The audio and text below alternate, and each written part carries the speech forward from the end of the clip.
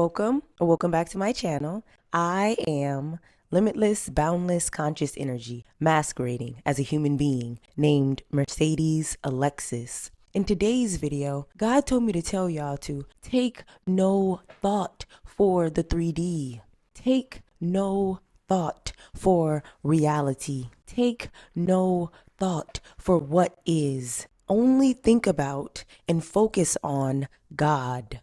I am consciousness, the actual reality, which is perfect, whole, and present everywhere at all times, which is love, which is abundance, which is supply, which is fulfillment, which is security, which is the only truth, which is the only life. That is what we are to focus our energy and attention on, because that is what we want to be reflected within our 3D experience. The 3D is nothing but a reflection. The 3D is nothing but a mirror of consciousness. When you think about and focus on the 3D and the illusory separation of the 3D and the illusory lack of the 3D, and the illusory hardships of the 3D, then the 3D has no choice but to continue reflecting that illusory separation, that illusory lack, those illusory hardships, because the 3D is nothing but a reflection, nothing but a shadow. It has no life of its own.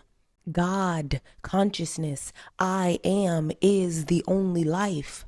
Your consciousness, your awareness of being is the only life, and the 3D has no choice but to reflect it. That is why it is our work to take no thought for the things of the 3D, because when we take thought of them, when we focus on them, we are choosing for them to continue. Our work is to take thought of and to focus on God, to take thought of and to focus on consciousness, the actual reality, so that that can be reflected within our experience. Ask yourself, what am I focusing on? What am I aware of? What am I believing? Am I focusing on God, or am I focusing on the world? Am I aware of God, or am I aware of the world? Am I believing God, or am I believing the world? Because we are always choosing, and what we are choosing is creating our experience.